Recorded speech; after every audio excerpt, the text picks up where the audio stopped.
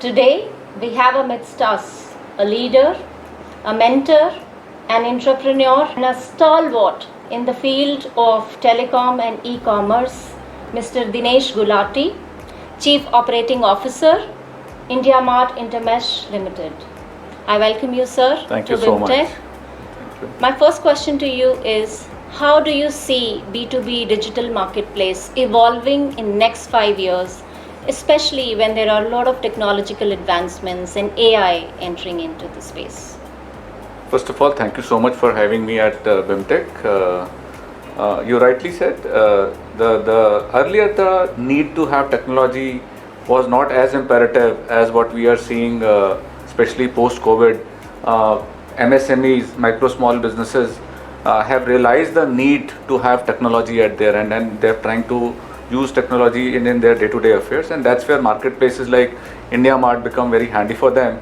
It offers access to technology, access to market, and now we are trying to integrate access to finance also on the platform, which will help them to have a one window solution for whatever needs they would have to go to the market. Having said that, thanks to AI ML, like you mentioned, that is helping us in terms of making much sharper matchmakings between buyers and suppliers. It is helping me to identify buyer behavior, seller behavior, so that the solution that we are able to provide are much sharper and at much faster rate. And then also it is helping me to create much better economy for the solutions that we are providing. And in times to come, I'm seeing that we'll be able to integrate lot many other solutions on the platform, thanks to AIML, whether it is logistics solutions, whether these are fintech solutions, so that we can provide a wholesome experience to our customers. Today, because of thanks to AIML, the conversation commerce that we offer to our buyers and suppliers, they are able to communicate with each other seamlessly. I am able to identify what a buyer needs, what a seller has, so that I can do a much sharper matchmaking on.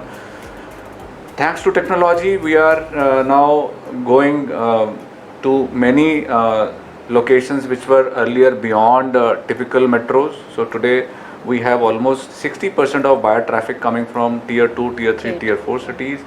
And having identified this need, we are able to offer index solution. What I mean by index solution, that we are able to meet the buyer's requirement on multiple languages, and then we can do, our customers can do multiple language searches on the platform. So there is so much which is happening on the platform at the moment, which is going to make our overall customer journey much more seamless than what they would have seen in the past. So these are various initiatives which are already happening or being worked upon at our end. Totally agree with you, sir. I think we have a lot of projects of Government of India also, like AI for Bharat, Bhashini, which are helping us to develop Indic languages translations. So I'm sure this is helping all the industries in a fine manner. Now, I feel that you have done a lot of work in the field of startups. You have mentored people. You are an angel investor. So I wish to understand that how do you see management education contributing towards the startup culture? So first of all, I strongly believe that startup culture has evolved much better over last 5 years. And we are seeing startups coming in every domain, every industry. And thanks to various government initiatives, plus the overall ecosystem has also been supporting these startups very well. And over last 5-7 years, we have seen some of the startups going for IPO, finally getting listed. That's ultimately the dream of every promoter and every startup. So that has also strengthened the credibility around the startup system. Now, with management students, they have excellent opportunity to get into multiple projects that these startups would like to offer, would be happy to offer. With gig economy coming into play, these management students actually can, while they are studying, after their classes, during their vacations, can do a lot of gig work for Yes. various startups who don't have financial muscle power to employ full-time manpower.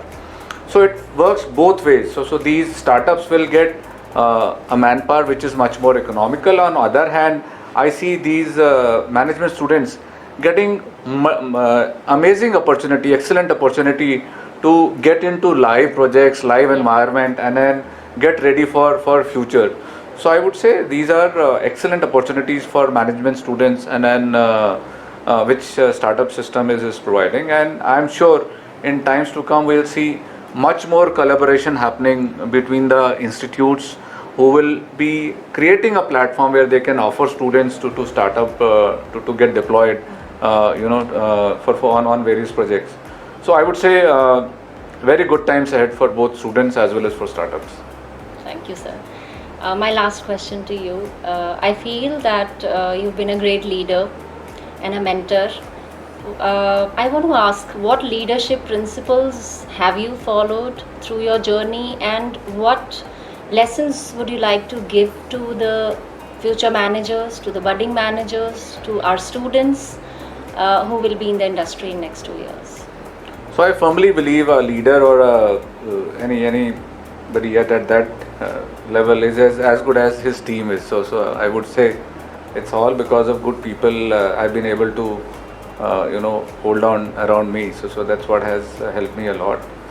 Having said that, the few things that I have been able to practice is never settle with whatever you're getting. So the first thing is that you need to ask, you need to go for whatever you're getting. You need to challenge the traditional way of doing things, and then look at what can be the alternate solutions. So that's something which has always helped me to find out solutions beyond the traditional ones. And normally whenever you go beyond the Hatke solutions towards Hatke solutions, those are fundamentally more economical and much more consumer friendly, and that is what has helped me. Second, I have been a strong proponent of execution.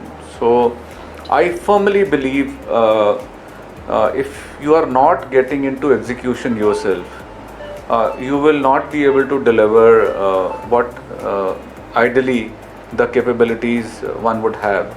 So my belief is an average strategy executed well will deliver much better than an excellent strategy but executed in subpar way. So that's what has been my mantra, and that's what I've been telling all my people in my team, so that you have to roll up your sleeves to actually get into thick of things, and you can't do without that. So that's something that I've been telling people around me, and that would be my recommendation to students. Third, and which is most critical now, which I mentioned in my deliberation and in the session, our people have to go for learning and knowledge. Without knowledge and learning, these changing times you will not be able to steer. So if you have to keep up pace with how things are moving, at fast pace things are changing across industries, across streams, you will have to keep up pace with the things around you, and for that you need to have your eyes and ears to the latest, and for that knowledge and learning has to be integral part of your journey. As I mentioned, you need to enrich your soul and your brain, and not only your CV, and that's what going to work for all of us, including these youngsters, and that's my message to them.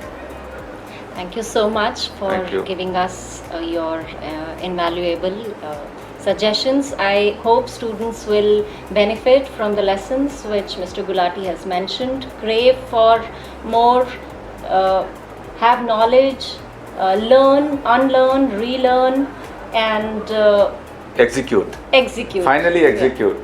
Yeah. Right. Nothing goes without execution. Thank you so much. Thank you so much for being here, sir. Thank you. So Thanks a lot.